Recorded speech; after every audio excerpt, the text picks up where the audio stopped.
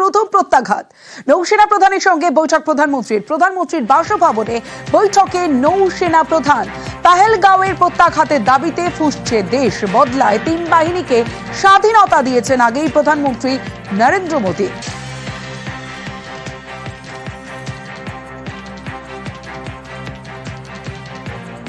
हम एकमत है कि आतंकवाद मानवता के लिए सबसे बड़ा खतरा है। We are committed to take firm and decisive action against terrorist and those who support them. Modi Omar বৈঠক। প্রধানমন্ত্রীর সঙ্গে জম্মু কাশ্মীরের মুখ্যমন্ত্রীর বৈঠক। দিল্লিতে নরেন্দ্র মোদী ওমর আবদুল্লার বৈঠক। পেহেলগাঁওয়ে জঙ্গি হামলার পর প্রথম দুজনের সাক্ষাৎ। উপত্যকার বর্তমান পরিস্থিতি নিয়ে আলোচনা হয় দুজনের মধ্যে 30 মিনিট কথা হয়।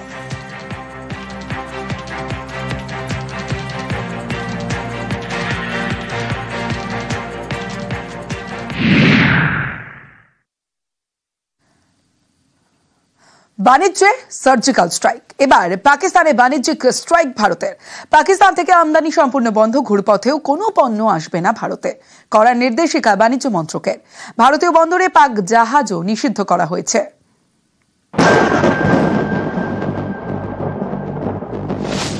সরাসরি হোক বা ঘুরপথে কোনো পাকিস্তানি পণ্য ঢুকবে না ভারতে, কড়া নির্দেশিকা দিল বাণিজ্য মন্ত্রক।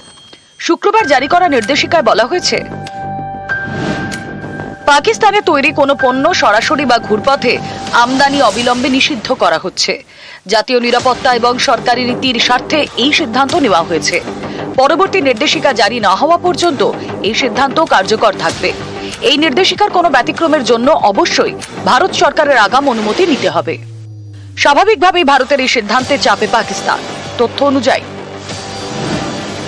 গত বছরের এপ্রিল থেকে চলতি বছরের জানুয়ারির মধ্যে পাকিস্তান থেকে মাত্র $4,20,000 পণ্য আমদানি করেছিল ভারত, যা ভারতের মোট আমদানির মাত্র 0.0001%-এরও কম।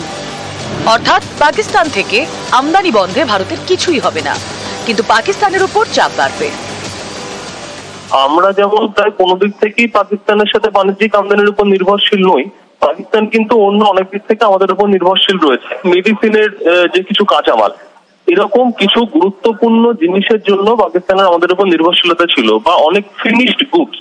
এখন যেটা হবে বা যেটা হচ্ছে, অলরেডি শুরু হয়ে গেছে প্রক্রিয়াটা, সেটা হচ্ছে তাদের আমাদের পণ্যগুলোকে অন্য দেশের থেকে কিনতে হচ্ছে অনেক বেশি দাম দিয়ে। অন্যদিকে পাকিস্তানের ফরেন রিজার্ভের অবস্থা খুবই খারাপ, এবং তার সঙ্গে সঙ্গে তারা সার্বিকভাবে অর্থনৈতিকভাবে খুব প্রেসারের মধ্যে রয়েছে। এর ফলে তাদের নিজেদের অর্থনীতির উপরে প্রেসারটা অনেক বেশি করে বেড়ে যাবে। ভারতের মাটিতে এই আঘাত কিন্তু ভারতের সার্বভৌমত্বের উপর আঘাত, এবং যখন সার্বভৌমত্বের উপর আঘাত হয় তখন ইন্টারন্যাশনাল ট্রিটিস গুলো ধীরে ধীরে বাতিল করা হয়। যেমন আমাদের ইসরায়েলের কাছ থেকে, মার্কিন যুক্তরাষ্ট্রের কাছ থেকে, এইসব দেশের কাছ থেকে হাই টেকনোলজি পাওয়ার কথা বা পাওয়ার থাকে, কিন্তু পাকিস্তানের কাছে আমাদের কিচ্ছু পাওয়ার নেই। এটা যদি আমরা আস্তে আস্তে না করি, এই ট্রেড বন্ধ বা ইত্যাদি গুলোকে আপাতত না করা হয়, তাহলে কিন্তু আমাদের স্ট্র্যাটেজিক্যালি ভুল হয়ে যাবে। কোনো একটা পদক্ষেপ কিন্তু ভারত সরকারকে নিতেই হবে। তার প্রিলুড হিসেবে এগুলো করা হচ্ছে, এবার অ্যাকশন পয়েন্টে যাবে। পাকিস্তান থেকে আমদানি বন্ধে করা ভারত, সেই সঙ্গে ভারতীয় বন্দরে পাকিস্তানি জাহাজেও নিষেধাজ্ঞা চাপিয়েছে ভারত। শনিবার জাহাজ মন্ত্রকের পক্ষ থেকে জারি করা নির্দেশিকায় বলা হয়েছে, পাকিস্তানের পতাকা থাকা কোনো জাহাজ ভারতীয় বন্দরে প্রবেশ করতে পারবে না। একই রকম ভাবে কোনো ভারতীয় জাহাজও পাকিস্তানের কোনো বন্দরে যাবে না। এটা একটা সিকিউরিটি মেজার আমি মনে করব। তার কারণ হচ্ছে, আমরা কিছুদিন আগেই দেখেছি বাংলাদেশের পাকিস্তানের ভেসেল বন্ধ ছিল, বহু বছর পরে ঢুকেছে, এবং সেখানে নাকি অনেক আনডিক্লেয়ার্ড গুডসও ঢুকেছে। সুতরাং এটা একটা বিরাট safety measure government of India নিয়েছেন, এর জন্য আমি সত্যিই সাধুবাদ জানাচ্ছি। গত 22 এপ্রিল কাশ্মীরের পেহেলগাঁওয়ে হামলা চালায় জঙ্গিরা। বেছে বেছে পর্যটকদের গুলি করা হয়। পাকিস্তানের মদতে এই জঙ্গি হানার পরেই গড়া অবস্থান নিয়েছে ভারত। পাকিস্তানের সঙ্গে সমস্ত কূটনৈতিক সম্পর্ক ছিন্ন করে ভারত। বন্ধ করে দেওয়া হয় আটারি ওয়াঘা সীমান্ত। পাকিস্তানিদের ভিসা দেওয়াও বন্ধ করে ভারত। এবার পাকিস্তান থেকে সম্পূর্ণভাবে আমদানি বন্ধ করল ভারত। নিউজ 18 বাংলা। বিশ্ব দরবারে মুখ পুড়িয়েও বেহায়া পাকিস্তান। একে ভারতের ভয়ে থরহরি কম্প। ভারত থেকে বাঁচতে গিয়েছে রাষ্ট্রসংঘে, আর এরই মাঝে ফাঁপা আস্ফালন। যুদ্ধযুগের শনিবার মিসাইল টেস্ট করে পাকিস্তান। যুদ্ধের মহড়া, ব্যালিস্টিক মিসাইল টেস্ট করলো পাকিস্তান। দেশের ভাড়েমা ভবানী অবস্থা, এরই মাঝে ফাঁপা আস্ফালন। উস্কানি দিতে সীমান্তে শেলিং চলছিলই, এবার মিসাইল টেস্ট। তাদের এয়ারক্রাফট সব পিছিয়ে দিয়েছে, কারণ ওদের ভয় যে ইন্ডিয়া হয়তো মিসাইল স্ট্রাইক করবে, করে কিছু একটা ওদের মানে যুদ্ধ জাহাজগুলো নষ্ট হবে। তো এই ভয়টা ওর মধ্যে প্যানিক সৃষ্টি। ওদের কাছে পয়সা নেই, ইকোনমি ইজ ইন শ্যাম্বলস। যে 450 কিলোমিটারের একটা মিসাইল নাকি তারা টেস্ট করেছে, কিন্তু এগুলো সব সাইকোলজিক্যাল ওয়ারফেয়ার। গত 22 এপ্রিল কাশ্মীরে জঙ্গিদের তাণ্ডব। পেহেলগাঁওয়ে বেছে বেছে পর্যটকদের গুলি করা হয়, প্রাণ যায় 26 জন নিরীহ নাগরিকে। পাকিস্তানের মদতে হত্যালীলা। পেহেলগাঁওয়ের ঘটনার পর থেকেই সুর চড়ায় ভারত। সেনার 3 বাহিনীকে পূর্ণ স্বাধীনতা দেন প্রধানমন্ত্রী নরেন্দ্র মোদী। ময়দানে নামে বায়ুসেনা, শুরু হয় মহড়া।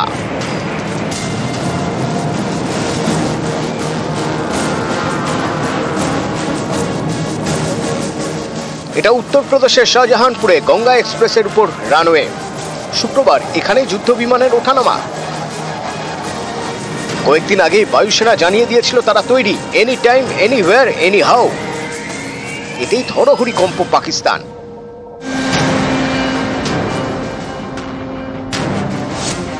প্রত্যাঘাতের ভয়ে আন্তর্জাতিক মঞ্চে ইসলামাবাদ। ভারতকে ঠেকাতে আন্তর্জাতিক হস্তক্ষেপের আবেদন। রাষ্ট্রসংঘে আর্জি পাক দূত আসিম ইফতিকার আহমেদের। রাষ্ট্রসংঘের মহাসচিবকে ভারতীয় উপমহাদেশে আসার আবেদন করেছেন। দুদেশের পরিস্থিতি খতিয়ে দেখার আর্জি করেছেন পাকিস্তানের রাষ্ট্রদূত। ভয়ে বুক কাঁপছে, তারপরেও পাকিস্তানের হুম্বিতম্বি বন্ধ হচ্ছে না। পাক নেতা মন্ত্রীদের ফাঁপা আস্ফালন তো আছেই, এবার মিসাইল টেস্ট করলো পাকিস্তান। নিউজ 18 বাংলা। এবার যে খবরের দিকে নজর রাখবো, চন্দননগরে গ্রেফতার পাকিস্তানি নাগরিক। 45 বছর ধরে চন্দননগরে থাকেন ফতেমা বিবি। স্বামী সন্তান নিয়ে কুঠিরমাঠ এলাকায় বাস ফতেমার। চন্দননগর পুরসভার 12 নম্বর ওয়ার্ডের ভোটার। 60 বছর বয়সী ফতেমার ভারতের আধার, প্যান সব রয়েছে। রাওয়ালপিন্ডি থেকে ভারতে ফতেমা বিবি। 1980-তে টুরিস্ট ভিসা নিয়ে বাবার সঙ্গে ভারতে। 1982-তে চন্দননগরের বেকারি মালিকের সঙ্গে বিয়ে। পুলিশের স্পেশাল ব্রাঞ্চের খাতায় নিখোঁজ ফতেমা। পেহেলগাঁও হামলার পর পাক নাগরিকদের দেশে ফেরার নির্দেশ। পাকিস্তান থেকে এসে ভারতে থেকে যাওয়াদের খোঁজ শুরু। আইনি জটিলতা কাটিয়ে ফতেমার মুক্তি চাইছেন পরিবার, প্রতিবেশীরা। ওনার বাড়ি ঘর ভাইরা সব এসেছিলেন, তো এসেছিলেন মানুষ। আপনি যান না, আপনি থাইল্যান্ডে যান না, আপনি আমেরিকা যান না ভিসা নিয়ে। ভিসার মেয়াদ পেরিয়ে গেছে, তারপরে উনি থেকে গেছেন এখানে, মানে ওনাকে খুঁজে পাওয়া যাচ্ছে না। এইটা কিন্তু পুলিশের খাতা রয়েই গেছে। ওনার অনেক অসুস্থ, অপারেশন করতে বলেছে হাঁটুতে, আর কিছু নয়। আমরা রিজেন্ট ডাক্তার দেখিয়েছি, তাকে যেন ছেড়ে দেওয়া হয়, আর কিছু নয়। প্রশাসনের সামনে কোনো কিছু না লুকিয়ে সঠিক তথ্য, সঠিক ঘটনা, সঠিক বিষয় বললে জিনিসটা হালকা হবে, প্রশাসনের বুঝতে সুবিধা হবে। এবার উনি কি ভিসা নিয়ে এসছেন, কোথায় এসছেন, কিভাবে থাকছেন, এই এত ডিটেলস আমরা জানি না, আমাদের পক্ষে জানা সম্ভব নয়। ভোট দিতেন, হ্যাঁ এখানে ভোট দিতেন, বা আধার কার্ড আছে, সবই আছে, প্রায় সবই আছে। প্রশাসনও যদি এটা মানবিক দিক থেকে যদি এটা দেখে তাহলে ভালো হয়।